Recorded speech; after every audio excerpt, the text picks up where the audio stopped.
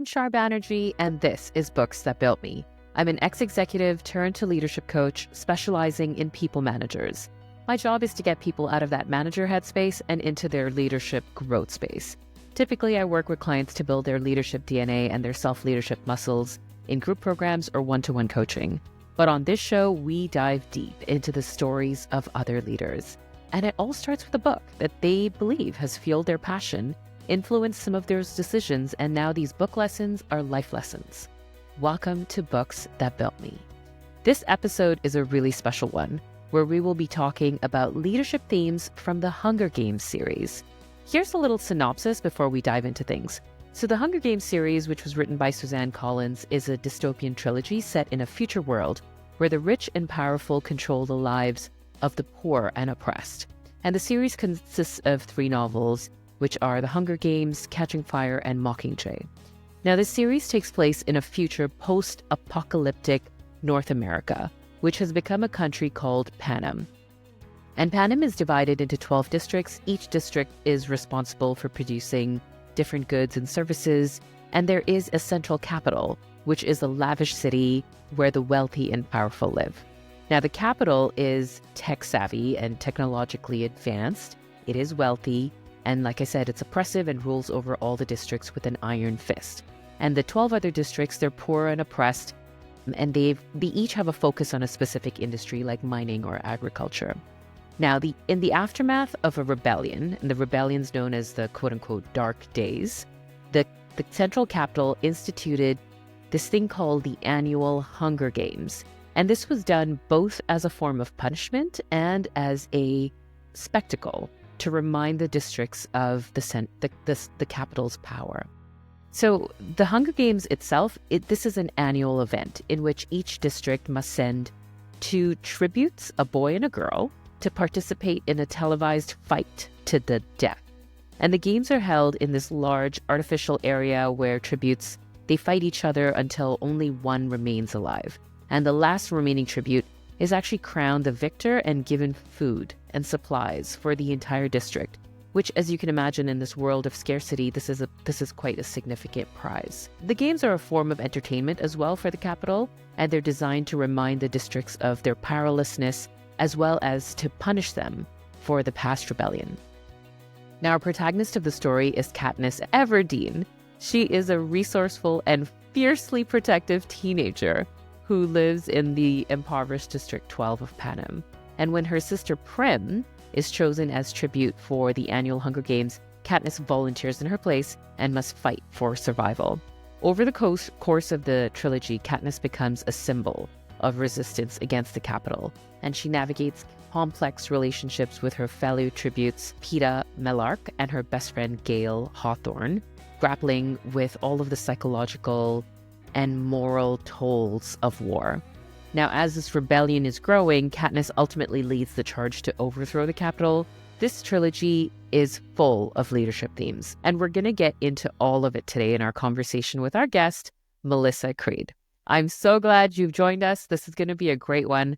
Here we go. Welcome, Melissa. I'm so excited to have you talking to our audience about Hunger Games crossed with leadership. This is going to be such a cool episode. Before we dive in, do you want to just do a quick little intro? Sure. My name is Melissa Creede. I'm a leadership coach. I work with business leaders, celebrities to help get focused on their vision and the purpose that they're working on, and also in many cases that involves social impact and social change as well. Yeah, that's amazing. Okay, so let's kick it off with a simple one, right? Before we dive into the big meaty stuff, I'm just going to ask you about your favorite moment or scene from the Hunger Games trilogy, and why is that? My favorite moment or scene. There are many of them. I think there's probably more like the subtle things that speak to me more than one big scene. Yeah. Should I speak about that? Yeah, absolutely. Yeah. So like I'm all about sort of unlikely leadership in many ways. We often look to leaders in specific roles. And I love when people answer a calling that they like a call, let's say a call to leadership, which I think Katniss did in this book. And also when we develop our self-awareness and we become more aware of our own impact and how we want to make impact in the world.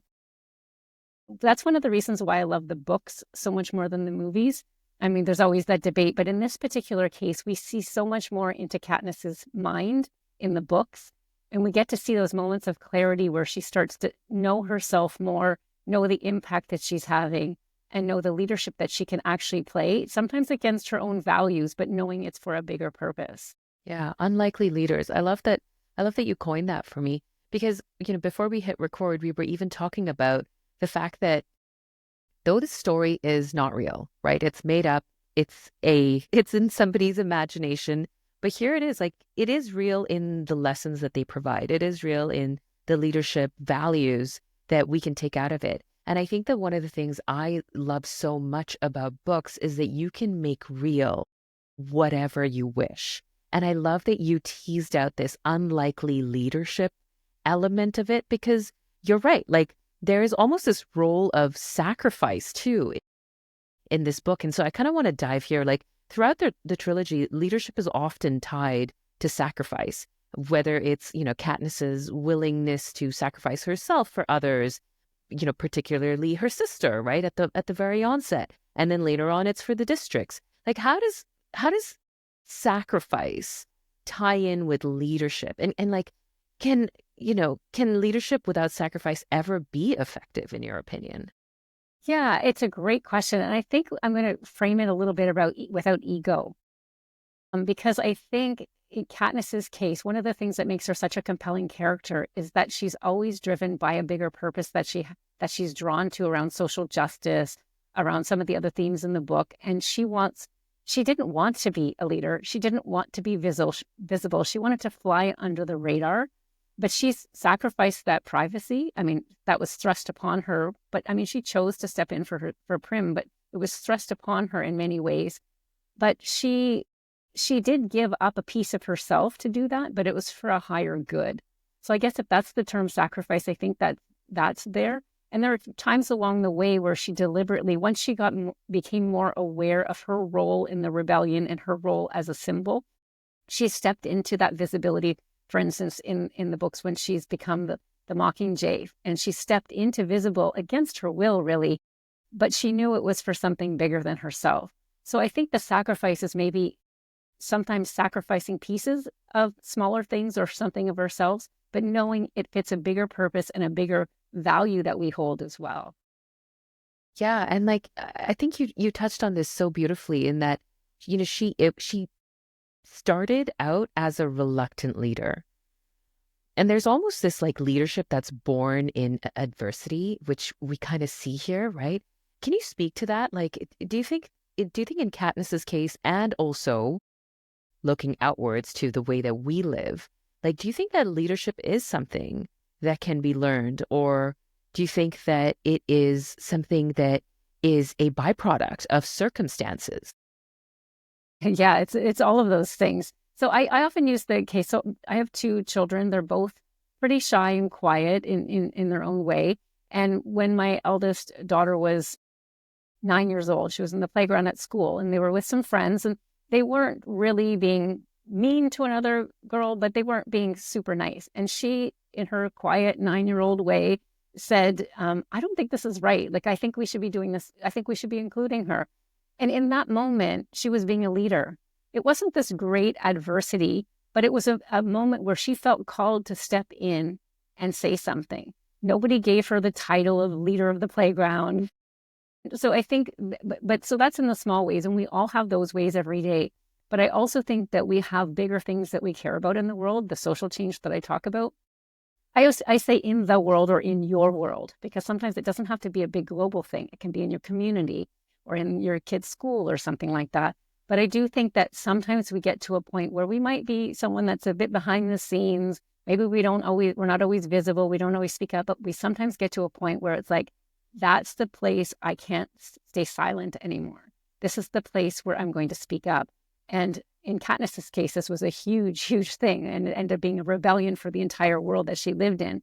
But for many of us, it's an everyday thing. And it's like, no, I can't stand by and let that happen. And if we have deep values around social justice, which Katniss does, I think sometimes we just answer the call and we don't even realize that we're stepping in and being a leader in that moment. And she certainly didn't realize it for most of the book. No. And that's what I was also going to say. I feel like in the first book, it was really about her survival. She did it for herself. She wanted to survive, to see her family, to be with. And then I think over time, when I think she sort of put all the pieces together and she sort of stepped into that bigger picture view, the meta view, I think that's when she stepped into her bigger purpose. Absolutely. But I love your story. Like, it's got to start small. What's the space in which you can't not say, I volunteer as tribute. Yeah, exactly. Right. And Right. for not always the same potential outcome, right? Like Totally. she knew she was pretty much volunteering for death, but I don't think she even thought about it. It was an instinctual reaction, which is a characteristic that Katniss has that's quite an interesting one as a leader, is that instinct. And I think it combines with her emotional intelligence, her ability to read circumstances and people and situations. And she didn't do it in a calculated way. She did it in a very instinctual way. There are other ways to be a leader as well. Like I'm a big fan of being intentional and having a purpose and a strategy and a plan. But I think that when we lean into our values and when we lean into our strengths, we're bound to have good instincts. Because in her case, she was able to sort of pick up because of the world she grew up in particular, she had that heightened than many of us might have, because we don't have to walk around worried about every single thing we're going to say every single day that might result in death or something else. But her ability to navigate through that was quite profound and developed. And we saw that her change tactics, the other thing about adaptability, we see her change tactics throughout the book as well, where I say the book, I mean all three of the books, where she might take a certain strategy, and then when she understands the game more, when she understands the political pieces more, she switches strategies. And sometimes the people around her as well, we had other people in that whole experience, like Haymitch, who knew the game very well and knew the system. And he knew that she operated better from instinct than planning. And so he leveraged her strengths. He would throw her into circumstances where she was in a forced alliance and didn't even know it. He was the strategic mind in many ways, but he knew that her ability to see the big picture in her own instinctual way was going to serve them all. Yeah, Haymitch is one of my favorite characters. I'm not going to lie. What did you like about him, Shar? I mean, he's an interesting one, right? Like, I think, he's complicated, and I think, and this is also good storytelling, right? Every protagonist needs that guru or coach or that person who it just has your back and can see around the corner when you can't. And I feel like Haymitch very much provided her the lifelines that she needed to survive or to make it even. Yeah. And the life lessons, like she's 16 years old. Yeah, totally. I mean, she's a teenager. And so, it also gets me thinking about the collective versus individual. Because insofar, we talk about Katniss as being the protagonist of the story, which she very much is.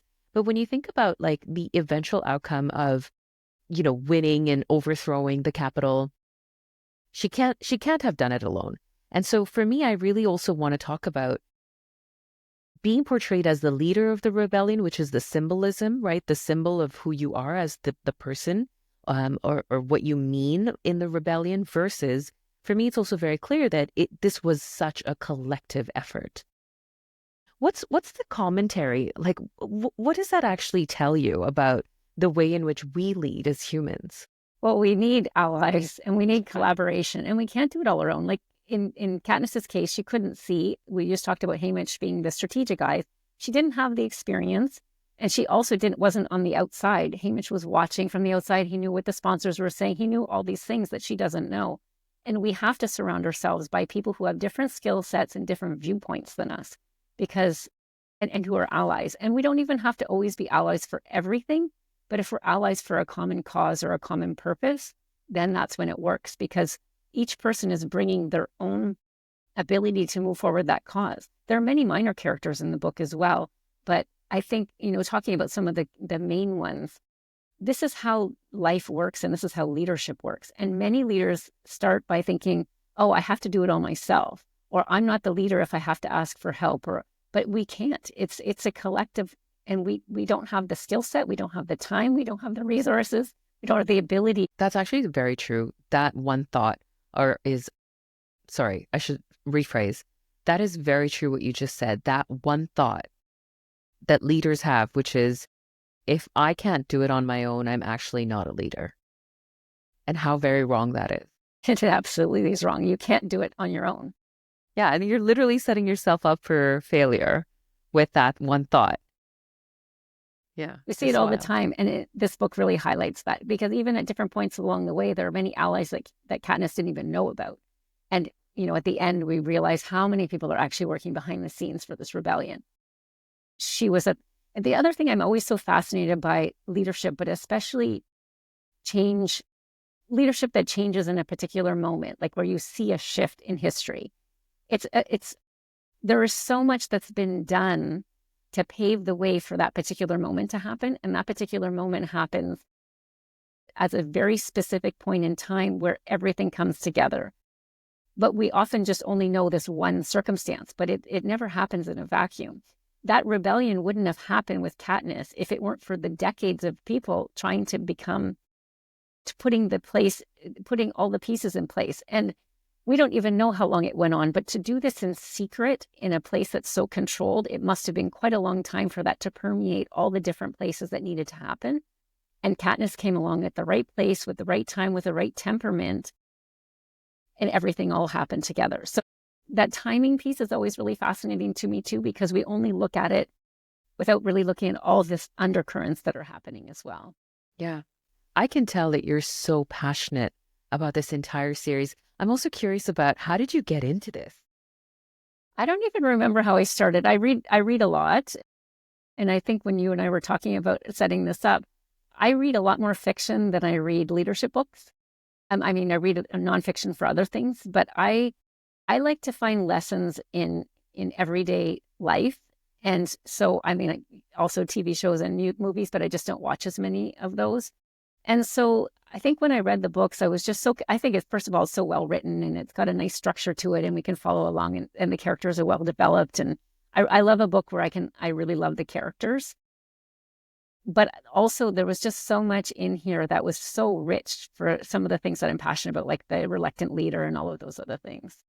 Yeah. Yeah. Okay. So one of the things I really want to touch on is the Capitol's control.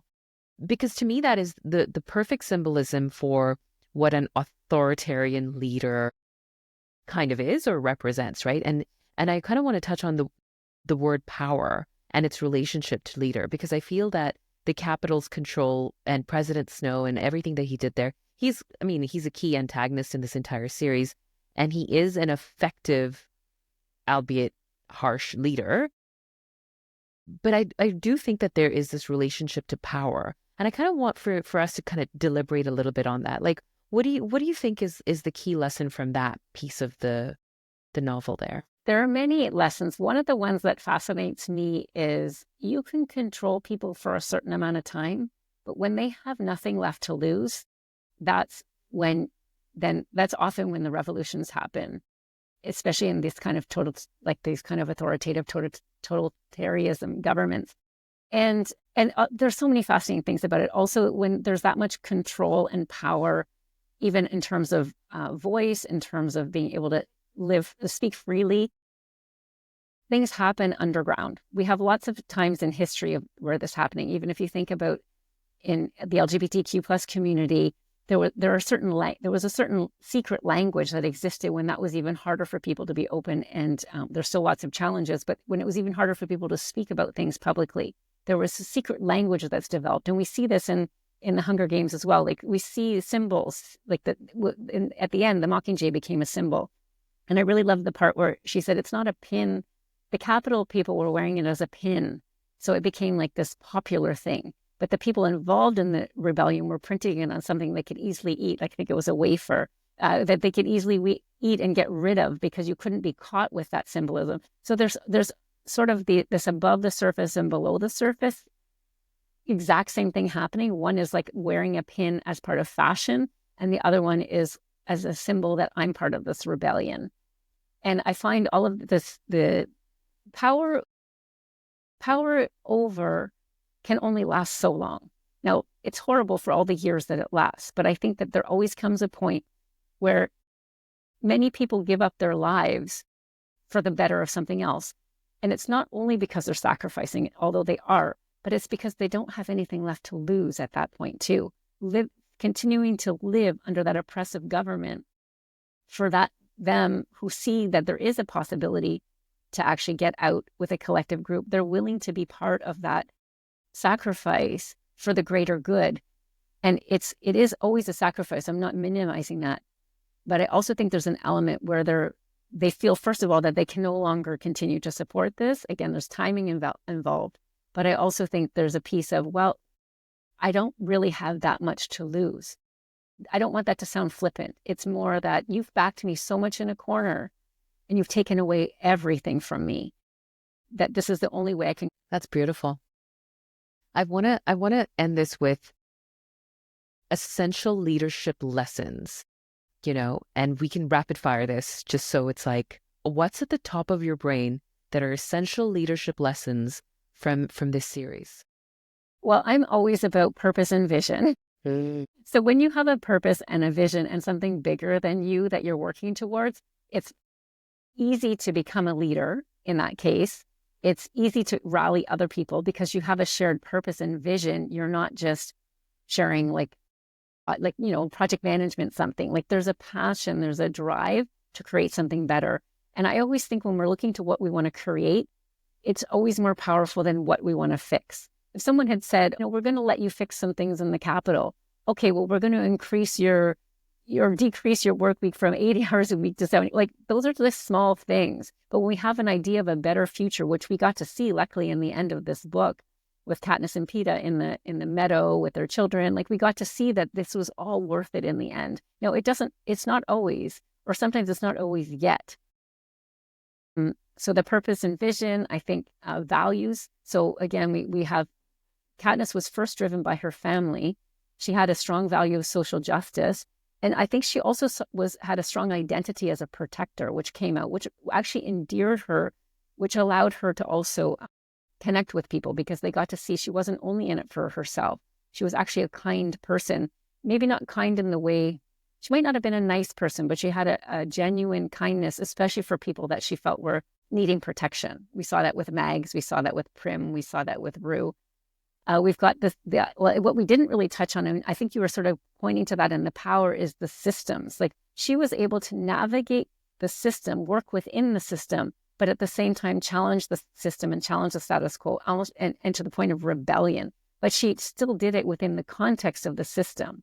So I found that kind of fascinating because she was a very big rebel, but even the act of putting flowers around Rue and singing to her was an act of rebellion.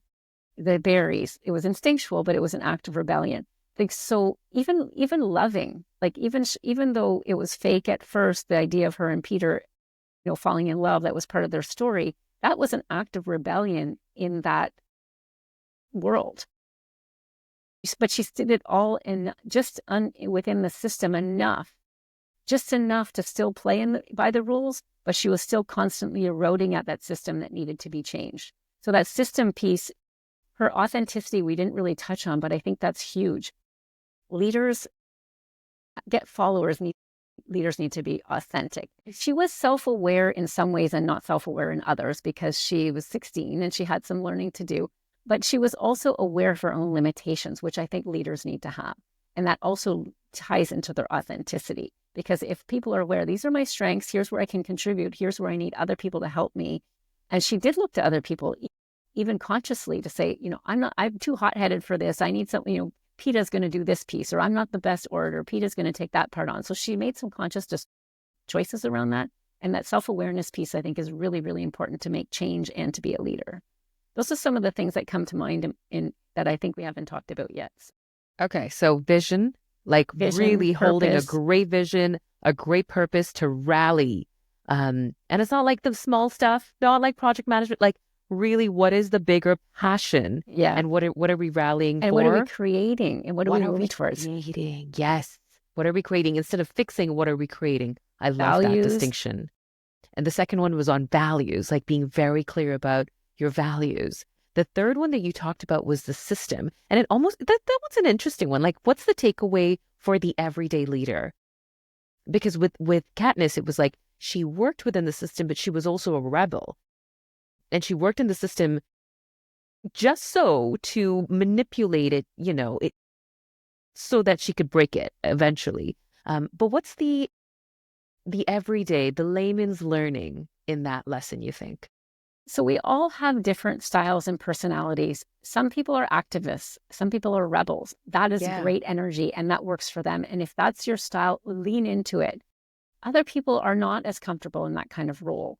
But there are other ways that they can challenge the system. Maybe they do it in a very, okay, we need to change this or we need to, there are lots of ways we can show up. Our systems do need fixing if we're looking at social justice. Yeah, absolutely. And there are people that are going to be the ones that are leading the way with the activist energy.